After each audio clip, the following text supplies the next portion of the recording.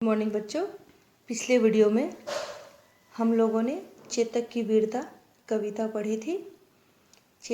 आज हम लोग इस कविता का भावार्थ समझेंगे। इस कविता के कवि हैं श्याम नारायण पांडे जी। चेतक महाराणा प्रताप के घोड़े का नाम था।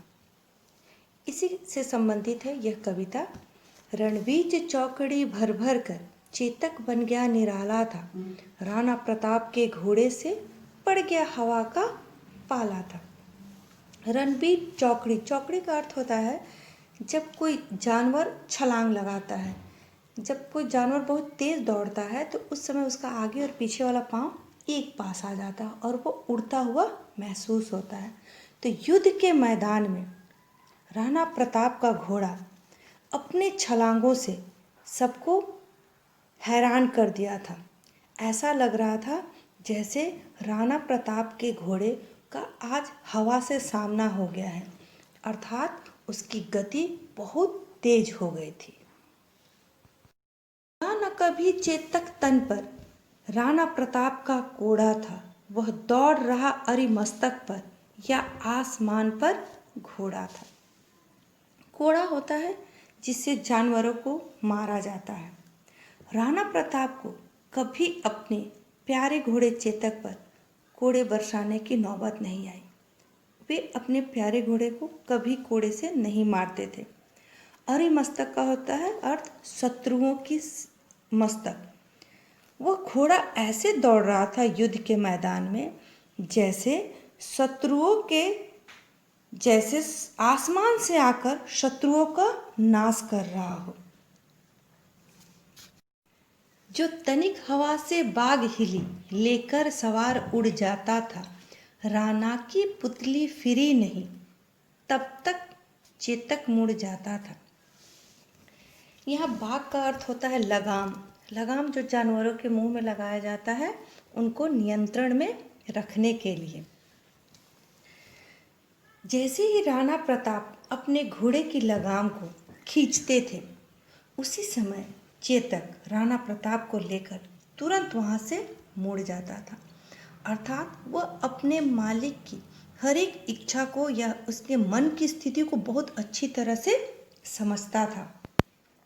राणा की पुतली, पुतली का अर्थ होता है जो आँख का हम लोग का काला वाला भाग होता है, उसके साथ जो किनारे में बाल होते हैं वो पुतली होता है। ठीक है, राणा की पुतली फिरी नहीं, अर्थात राणा प्रताप की आंखों की पुतली जिधर घूमती थी, चेतक अपने मालिक की मनस्थिति समझकर तुरंत ही उस ओर मुड़ जाता था। इन पंक्तियों में चेतक की स्वामी भक्ति वफादारी दिखती है। कौशल दिखलाया चालों में, उड़ गया भयानक भालों में, निर्भीक गया वह ढालों में, सरपट दौड़ा करवालों में। निर्भीक का अर्थ होता है जिसे डर न लगता हो, और कौशल, कौशल का अर्थ होता है निपुणता, चतुराई। युद्ध के मैदान में राणा प्रताप का घोड़ा शत्रुओं के भालों और तलवारों के बीच से निपुणतापूर्वक निकलता जा रहा था। वह बिना डर के अपने मार्ग की ओर आगे बढ़ता ही जा रहा था। यहीं रहा अब यहाँ नहीं, वह वहीं रहा वहाँ नहीं, थी जगह न कोई जहाँ नहीं, इस अरिमस्तक पर कहाँ नहीं। राणा प्रताप के घोड़े की गति इतनी तेज थी कि वह हल्दी घाटी के युद्ध के मैदान में हर जगह दिखाई दे रहा था। ऐसा कोई जगह नहीं था जहाँ वो शत्रुओं के सिर के ऊपर दिखाई न दे रहा हो, अर्थात वह अपने गति से शत्रुओं पर भारी पड़ रहा था। बढ़ते नद सा वह लहर गया, वह गया गया फिर ठहर गया, विकराल व्रजमय बादल सा अरि की सेना पर घहर गया।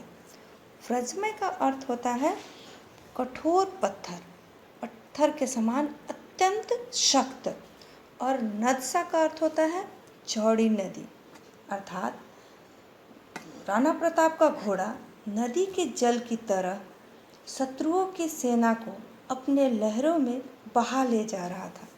कभी वह आगे बढ़ता था तो कभी वह रुक जाता था। पत्थर के समान अत्यंत कठोर बादल का रूप लेकर वह शत्रुओं पर बरस पड़ता था। भाला गिर गया गिरा निशंग, है टापों से खन गया अंग, बैरी समाज रह गया दंग, घोड़े का ऐसा देख रंग। बैरी का अर्थ होता है दुश्मन, निशंग का अर्थ होता है तलवार, है टाप यहाँ पे शब्द है, इसका अर्थ है किसी भी जानवर के नीचे, जिसको खुर कहते हैं, वो पाँव के सबसे नीचे वाले भाग का। तो इस युद्ध में, जो हल्दी घाटी का युद्ध है, युद्ध में अकबर और राणा प्रताप के इस लड़ाई में कितने भाले और तलवारें चल रही थी। इन सभी शस्त्रों के बीच राणा प्रताप का घोड़ा अपने पाँवों से कितने दुश्मनों को घायल करता जा रहा था। उसके इस कारनामे को देखकर दुश्मन की सेना आश्चर्यचकित हो गई थी। इस पाठ से हमें चेतक के समान चुस्ती और फुर्ती से पूरी निष्ठा, वफादारी और ईमानदारी पूर्वक अपना प्रत्येक कार्य पूरा करने की शिक्षा मिलती है।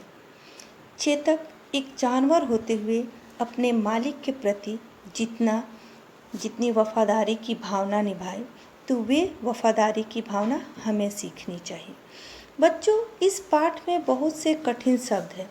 इन्हें आप 3-3 बार अपनी उत्तर पुस्तिका में लिखेंगे।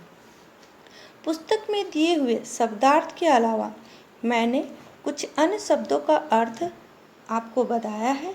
उन सभी को आप अपनी उत्तर पुस्तिका में लिखेंगे। धन्यवाद।